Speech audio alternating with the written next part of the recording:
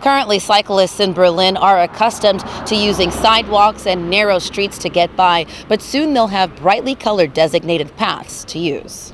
Design plans for the new bike and walking path coming to Berlin have been revealed. Renderings from the developers showcase the trail's green pathway winding in and around town, with highly visible markings installed at street crossings. Cyclists in the area are excited the new bike path has safety as a priority. Everything's really bike distanceable. There's a sidewalk and all, but come summertime, there's a lot of foot traffic going on there, so you're kind of hairy sometimes. The 1.8-mile trail will connect users in several areas around Berlin up to Route 50, giving some riders a more convenient way to travel. Parking is always the hardest anywhere, especially in Berlin. It'll be even easier for people to come and get access to it instead of we don't even need to bring the car, we can just take the bike, and we have easy access now to get into each place, and it's, as long as it's safe and clearly marked, like you said. I think a lot of people are going to take advantage of it. It'd be cool if we had a whole bike lane to going into Ocean City, But I feel like this is a good start for that, a more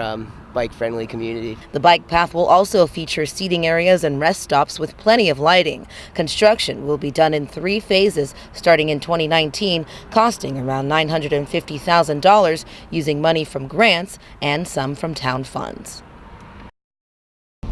Now, the new bike path is expected to not only bring more foot traffic into the downtown area, but also more visitors to the new Berlin Falls Park, which is where the bike path will go through.